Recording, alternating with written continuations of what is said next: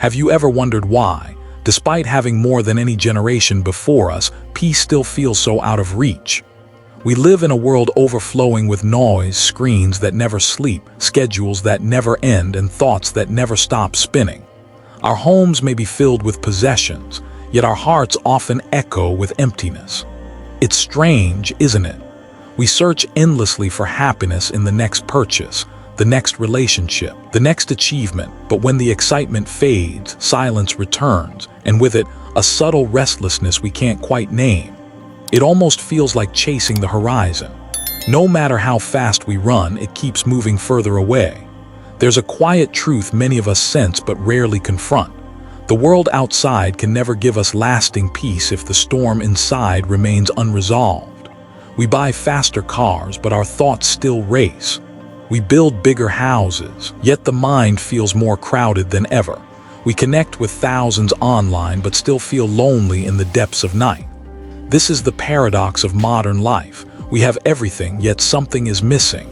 The Buddha once said, "The mind is everything. What you think, you become." And perhaps this is why peace feels so distant.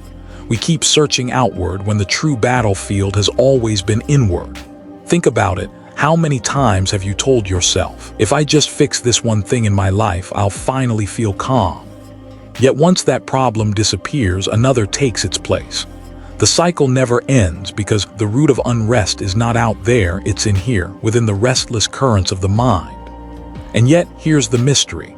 If peace is so difficult to find, why is it that when we pause, even for a single mindful breath, we catch a glimpse of it? A small silence, a soft stillness, as if the soul remembers what it has been longing for all along.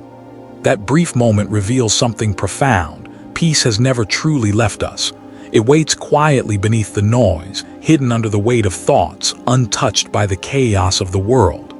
This is where our journey begins, not with promises of quick fixes, but with a deeper invitation to look within, to understand why peace has felt so distant, and to discover the miracle that has been with us, silently, from the very beginning.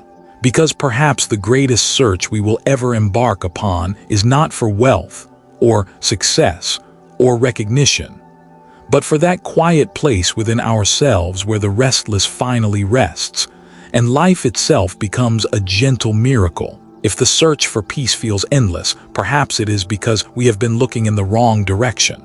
The real mystery isn't out there in the world. It's within the one thing that shapes every moment of our lives, the mind. The Buddha once described the mind as a restless monkey, leaping from branch to branch, never satisfied, never still. And when we look closely, doesn't that sound familiar? One moment we're reliving yesterday's mistakes, the next we're worrying about tomorrow's problems. Even when the present moment is calm, our thoughts rarely are. It's as if the mind is a storm, waves of desire crashing against rocks of fear, winds of anger colliding with clouds of doubt. We think we are steering the ship, but more often, we're just being tossed around by the waves. This is why peace feels so elusive, not because life is always chaotic, but because our minds make it so. A single word from someone can replay in our heads for days. One worry about the future can keep us awake all night. The storm outside may pass, but the storm inside keeps brewing. And yet, here lies a powerful truth. The mind is not the enemy. It is both the source of our suffering and the seed of our liberation. Just as an untamed horse can drag its rider into danger, the same horse, once trained, can carry them safely across great distances. So, what does it mean to understand the mind? It means realizing that thoughts are not solid. They are like clouds drifting across the sky. Some are light and gentle, others heavy and dark, but none of them define the sky itself. The problem is not that thoughts appear, they always will. The problem is that we chase them, cling to them, and mistake them for who we are. Imagine a lake on a windy day. The surface ripples, distorting every reflection. You cannot see clearly what lies beneath. But when the wind calms, the water settles and suddenly the reflection becomes sharp and true. The mind is the same. When it's stirred by craving, anger, and fear, reality becomes distorted. But when the storm quiets, the world reveals itself with clarity and peace naturally emerges. This understanding is not just philosophy, it is practical. Think about how many times you've acted out of anger, only to regret it later. In that moment, the storm of the mind dictated your actions. But imagine if you could pause, breathe, and watch the storm instead of being swallowed by it. How different would your life be? The Buddha taught that with our thoughts we make the world. This isn't metaphorical, it's literal. Two people can face the same situation. One feels trapped, the other sees opportunity. The difference isn't the world, it's the mind perceiving it. And so, the first step toward peace is not changing the outside world, but learning to witness the storm within. Not suppressing it, not denying it, but seeing it clearly without judgment. Because when you see the storm for what it is, you are no longer trapped inside it. This is where the journey deepens. If we can understand the storm, we can learn to calm it. If we can calm it, we can discover the vast stillness hidden beneath. And it is in that stillness, not in the noise of the world, that the miracle of true peace begins to shine. If the storm inside the mind is what unsettles us, why do we so often try to fix it by rearranging the world outside? It's almost instinctive. We believe that if we could just have more, achieve more, or become more, then finally peace would arrive. But think about it. From childhood, we're told happiness lies just around the corner. Study hard and you'll be happy when you get into the right school. Work harder and you'll be happy when you land the perfect job. Earn enough and happiness will be waiting in the bigger house, the faster car, the admiration of others. And so we run. We run from one milestone to another like thirsty travelers chasing a mirage in the desert. From a distance, it looks real, shimmering pools of satisfaction waiting for us. But as soon as we reach it, it vanishes and the chase begins again. This is the illusion of external happiness. The more we grasp, the more it slips through our fingers, because what we are really chasing is not the thing itself, not the money, not the recognition, not the love, but the feeling we imagine it will bring. And feelings, by their very nature, don't last. The new phone that once excited you becomes ordinary within weeks. The promotion that felt like a breakthrough slowly fades into new stress and expectations. Even love, if clung to with desperation, can turn from joy into fear of losing it. The Buddha called this cycle tanha, craving, and from craving comes dukkha, suffering. It's not that objects, achievements, or relationships are bad in themselves. They can bring comfort, joy, even beauty into our lives. But when we mistake them for the ultimate source of peace, we fall into an endless chase that never delivers what it promises. Look at our modern world. We scroll endlessly through feeds, always searching for that next spark of satisfaction. A like, a comment, a new follower. Each one gives a quick hit of pleasure like a drop of water to a parched throat. But the thirst always returns, and so we scroll again and again. We are not weak for doing this, we are human. The mind is wired to seek pleasure and avoid pain. But wisdom begins when we recognize the pattern. When we see clearly that this chase, however fast we run, will never bring us to the finish line of lasting peace. And here's the hidden cost. While we're busy chasing, we overlook what is already here. We miss the quiet beauty of the present moment, the warmth of sunlight on our skin, the simple joy of sharing a meal, the calm of breathing deeply without rushing anywhere at all. It's almost tragic, isn't it? We race through life searching for peace, all while trampling past the very doorway that leads to it. The truth is simple, though not always easy to accept. External things can decorate our lives, but they cannot anchor our hearts. They can change our circumstances, but they cannot end the storm of the restless mind. And yet, once we see this illusion for what it is, something shifts. We no longer chase as blindly as before. A small space opens up, a space where awareness can grow, where the possibility of a different kind of peace begins to emerge. Not the peace of acquiring, but the peace of awakening. Not the joy of possession, but the joy of presence.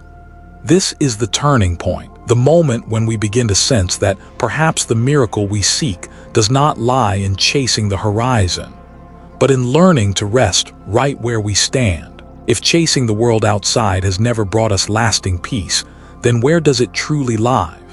The answer is disarmingly simple, yet profoundly overlooked. Peace has always been within us. Not in possessions, not in achievements, not in the approval of others, but in the quiet stillness of our own mind. Imagine this. Beneath the stormy surface of the ocean lies a vast, unmoving depth. Waves may rise and crash above, but deep below, the water remains calm, untouched by the turbulence above. The mind is the same. On the surface, thoughts, fears, and desires rise and fall, but beneath them lies a stillness, a place so steady, so vast that it cannot be shaken. This stillness is not something we must build, it's something we uncover. It's always been there, hidden under the noise of craving and fear. And when we touch it, even for a moment, we realize peace is not a prize to win, but a birthright to remember. The Buddha compared the mind to a clear lake. When stirred by winds of desire and anger, the water becomes muddy and we see nothing clearly. But when the wind dies down, the water settles and its clarity returns. It reflects the world exactly as it is. And in that clarity, we find freedom. This is the miracle within, that peace is not created by external circumstances, but revealed when the mind rests in its natural state. A simple breath taken with awareness can open the doorway. A pause between thoughts can let us glimpse it. It does not shout, it whispers. It does not demand, it waits. And here's what makes it extraordinary. When the mind is peaceful, life itself changes. The same problems may exist, but we are no longer enslaved by them. The same world may continue to spin in chaos, but we walk through it with calm steps. Peace does not mean the absence of storms. It means discovering the place within us that the storm cannot touch. Think of a candle in a dark room. The candle doesn't eliminate the night outside, but it brings light wherever it is. In the same way, a peaceful mind may not erase every difficulty, but it illuminates the path through them. This realization is nothing short of a miracle, because it means we don't need to wait for perfect conditions to be at peace. We don't need the whole world to change before our hearts can rest. We can find peace now, right here in this very breath. And when we do, everything else begins to shift. Relationships soften because we no longer react from anger. Work feels lighter because we are not consumed by anxiety. Even the smallest things, sipping tea, hearing birdsong, watching the sky change colors at dusk, become infused with a quiet joy. The miracle within is not dramatic. It doesn't arrive with fanfare. It's subtle, gentle, like dawn breaking slowly across the horizon. But once seen, it changes everything. And perhaps the greatest discovery of all is this: peace was never lost. We only forgot where to look. If peace already lives within us, the question becomes, how do we uncover it? How do we part the clouds of restlessness to reveal the clear sky beneath? The answer begins with a single, timeless practice: mindfulness. Mindfulness is not some distant philosophy reserved for monks in monasteries. It is the art of living fully awake in the present moment. To breathe and actually feel the breath. To walk and actually know you are walking. To drink tea and truly taste it, instead of swallowing it absent-mindedly while scrolling through your phone. It sounds simple, almost too simple. Yet this simplicity is what makes it profound. Because the truth is, most of us are rarely present. Our bodies may be here, but our minds wander endlessly, revisiting the past, worrying about the future, rehearsing conversations that may never happen. And in that wandering, we lose the miracle of now. Mindfulness invites us back. It whispers, "Come home." When you take a mindful breath, the storm within pauses, even if only for a heartbeat. In that pause, you discover space between thought and reaction, space between craving and contentment. That space is the doorway to stillness. Consider this. You are walking down a busy street, noise all around you. Normally, your mind would be pulled in 100 directions. But if you bring your awareness to your steps, heel touching, sole pressing, toes lifting, suddenly, the chaos fades into the background. The act of walking becomes alive, sacred even. Each step is no longer just movement, it is arrival. Arrival into the present moment where peace quietly waits. This is why the Buddha taught mindfulness not just as meditation, but as a way of living. To eat mindfully, to speak mindfully, to listen mindfully. Because every ordinary act becomes extraordinary when done with presence. And mindfulness is not about perfection. Your mind will wander again and again. That is not failure, that is practice. Each time you notice, each time you gently return to the present, it is like bringing the wild horse of the mind back to its path. Slowly, with patience, it learns to walk steadily. Science now confirms what ancient wisdom has long known. Mindfulness reduces stress, lowers anxiety, and even reshapes the brain to cultivate calm and clarity. But beyond the studies and statistics, its greatest gift is something far more intimate. The rediscovery of your own life, right here, right now. Because stillness is not found by escaping the world, but by walking through it with awareness. The world doesn't need to become quieter, our attention needs to become steadier. And here is the beauty. The path of mindfulness does not require special tools or distant journeys. It begins wherever you are, with one breath, one step, one mindful sip of water. Peace does not arrive in a grand revelation. It grows in these small, sacred moments. And as those moments add up, something remarkable happens. The storm begins to settle, the restless begins to rest, and life itself starts to shine with a gentle light. This is the path of mindfulness. Not running, not chasing, not escaping, but walking steadily, softly, toward the stillness that has been waiting within you all along. Mindfulness is the doorway. But once we step through, we begin to realize there is a vast landscape inside us, a whole inner world waiting to be explored, refined, and transformed. And the practice that leads us deeper into this world is meditation. If mindfulness is living awake in daily life, then meditation is like entering the gym of the mind. It is where we train, where we strengthen, where we reshape the patterns that have kept us restless for so long. Think about it this way. If your body has been restless for years, you don't expect one stretch to undo all the tension. You return day after day, and slowly the body softens, opens, grows stronger. The mind is no different. Meditation is the daily act of sitting down with yourself, gently but persistently, until the storm learns to quiet and the stillness begins to deepen. At first, it may feel almost impossible. You sit down, close your eyes, and suddenly your thoughts grow louder. You remember emails you forgot to send, replay conversations from last week, worry about problems that may never come. The mind races and you wonder, am I even doing this right? But here's the secret. Noticing the racing mind is the practice. Every time you recognize that you've drifted and gently return to the breath, the body, the present, you are training. Like lifting a weight, each return builds strength.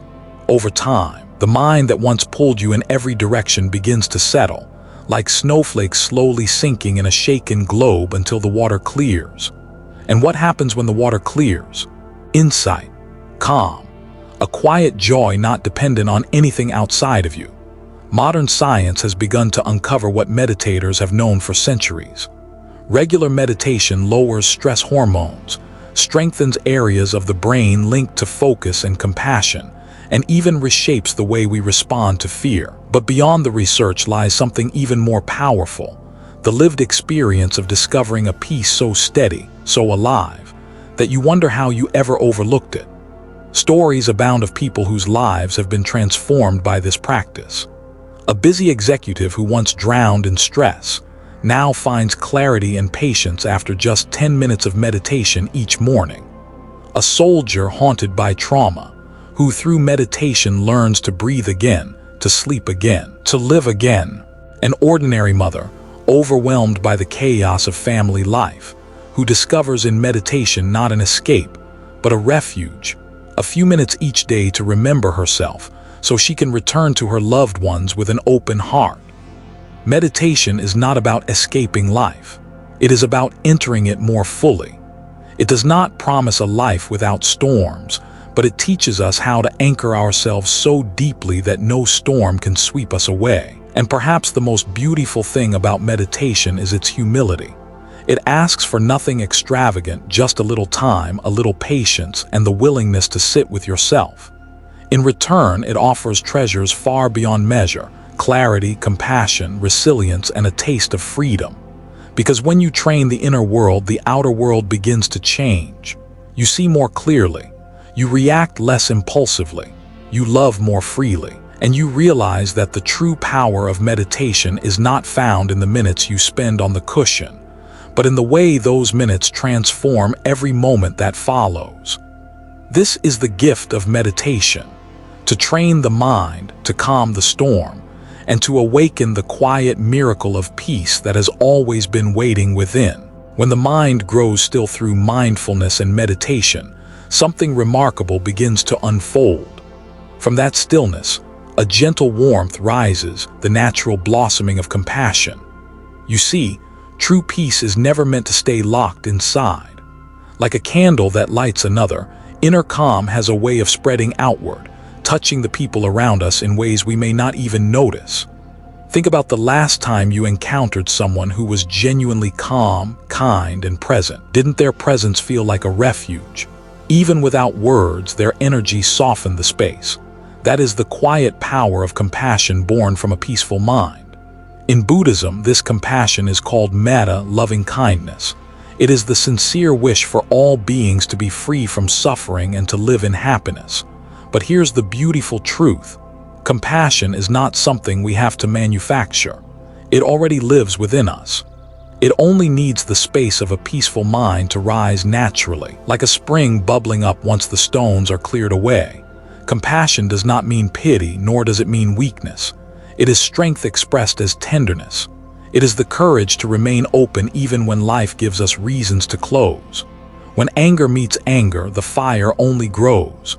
But when anger meets compassion, something shifts. The cycle of conflict begins to break. There is a well-known story of a monk who was insulted harshly by a villager. Instead of responding with anger, the monk simply smiled and said, "Thank you for your gift, but I cannot accept it." The villager was left stunned, his anger dissolving into silence. The monk's peace disarmed hostility more effectively than any argument could. This is the miracle of compassion. It transforms not only our own hearts, but the hearts of those we meet. And it doesn't require heroic gestures. Sometimes compassion is as simple as truly listening when someone is in pain. Sometimes it is offering patience when a loved one makes a mistake. Sometimes it is just smiling at a stranger who feels unseen. Science now echoes what the Buddha taught centuries ago. Acts of compassion reduce stress, strengthen immunity, and create a sense of connection that heals both the giver and the receiver. Compassion, in truth, is medicine, not only for the world, but for our own souls. But why does compassion matter so deeply in the path to peace? Because peace is incomplete if it ends with ourselves. A mind at rest is beautiful, but a heart that radiates kindness turns that beauty into something greater, a ripple that moves outward, reaching further than we can imagine. And here lies a profound secret. When we practice compassion for others, we also heal ourselves. Forgiving someone frees us from the prison of resentment. Offering kindness eases our own loneliness. Wishing happiness for others opens our hearts to a happiness that is unconditional, not bound by circumstances. The Dalai Lama once said, "If you want others to be happy, practice compassion. If you want to be happy, practice compassion."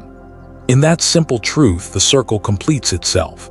Peace within fuels compassion outward, and compassion outward deepens peace within. This is the heart of compassion, not a distant ideal, but a living practice. A way of expanding the miracle of inner peace until it touches every corner of life. And the more we share it, the more we realize peace was never meant to be kept. It was always meant to flow. Peace often feels like something reserved for saints, monks, or spiritual masters. But the truth is far more beautiful. Peace belongs to all of us. And some of the most extraordinary examples don't come from temples or monasteries. They come from ordinary people quietly living their lives. Let me tell you a story. There was once a nurse who worked in a crowded hospital ward. Every day she faced exhaustion, fear, and the raw edges of human suffering. Many of her colleagues burned out, overwhelmed by the constant demand. But she carried herself differently. Patients often said just her presence felt like medicine. When asked her secret, she replied simply, "I pause, I breathe, and I remind myself that every person in this bed could be me. I choose to care for them as I would want to be cared for." Her practice was not found in a meditation hall but in the chaos of a hospital, and her peace radiated like a sanctuary. Or consider the story of a father who had lost his job. Bills piled up, and worry could have consumed him. Yet instead of drowning in despair, he turned each morning into a ritual of gratitude with his children. Over breakfast, they named 3 small blessings from the day before, a laugh they shared, a kind neighbor, even just the warmth of the sun. Slowly, the heaviness lifted. What could have been a season of bitterness became a lesson in resilience. His children would later say those were the happiest days of their childhood. And then there's the tale of a woman whose husband betrayed her trust. She had every reason to harden her heart. Instead, she chose forgiveness, not to excuse his actions, but to free herself from the poison of resentment. Years later, she said, "Forgiving him wasn't about him at all. It was about reclaiming my own peace." That choice turned her pain into wisdom, and her story became a beacon for others lost in the shadows of betrayal. These are not stories of saints. They are stories of people who, like you and me, faced storms yet discovered the quiet power of inner stillness. The remarkable thing is this: none of them were trying to become extraordinary. They were simply practicing presence, gratitude, compassion, the simple yet profound steps we've been walking together. And through these choices, they discovered a peace that transformed not just their lives, but the lives they touched. In Buddhism, there is a saying, "A single lamp can light 1,000 more without losing its flame." These ordinary lives are proof of that truth. A nurse offering kindness in a hospital, a father teaching gratitude at the breakfast table, a woman forgiving where anger could have taken root, each became a lamp. Each showed that peace is not about escaping the world but transforming the way we move through it. And when we hear these stories, something awakens in us. We realize peace is not far away. It is not waiting for the perfect retreat or the perfect moment. It is waiting for us in the middle of our messy, beautiful human lives. The extraordinary, you see, is hidden in the ordinary. And every act of peace, no matter how small, is a story worth telling. Peace, at its core, is not found by escaping the world. It is found by learning how to live fully within it. Chaos will always exist in crowded streets, in unpredictable news, in the endless demands of work and family. But peace is not the absence of noise. It is the presence of clarity. So how do we live peacefully in a world that rarely slows down? The answer begins with the smallest of steps. Imagine starting your morning not by rushing to emails or scrolling through headlines, but by simply pausing. Place your hand over your heart, take one slow breath, and whisper gratitude for being alive. This is not a grand ritual. It takes less than a minute. But that single breath sets the tone for your entire day. Next, carry awareness into the ordinary. Washing dishes can feel like a chore unless you let it become meditation. Feel the water, notice the bubbles, watch your own movements. Suddenly, even dishwashing is no longer a task to finish but a moment to experience. When you walk, do not just move your body from place to place. Feel the ground beneath your feet. Let each step remind you, I am here, I am alive, and this moment is enough.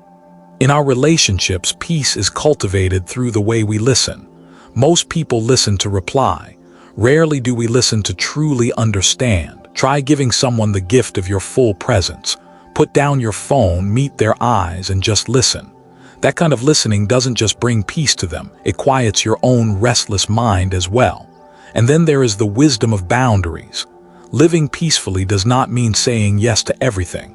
Sometimes peace comes from saying no gently, firmly, without guilt. When you protect your energy, you protect your ability to love, to serve, to be whole. Of course, the world will still test you. Traffic will still frustrate you. People will still say things that hurt. But here is the shift. Instead of reacting with anger, pause, breathe. Ask yourself, will this matter tomorrow? Most often the answer is no. Letting go of the small irritations makes space for peace to rise. And when the challenges are larger, grief, loss, betrayal, peace is not about pretending everything is fine. It is about holding yourself with compassion, allowing yourself to cry when you must, but also allowing yourself to heal. Remember, peace is not the denial of pain. It is the courage to move through pain with grace. Every tradition, from Buddhism to Stoicism, whispers the same truth. Outer chaos is inevitable, but inner chaos is optional. What defines your life is not what happens to you, but how you choose to meet it. So begin small. Breathe deeply.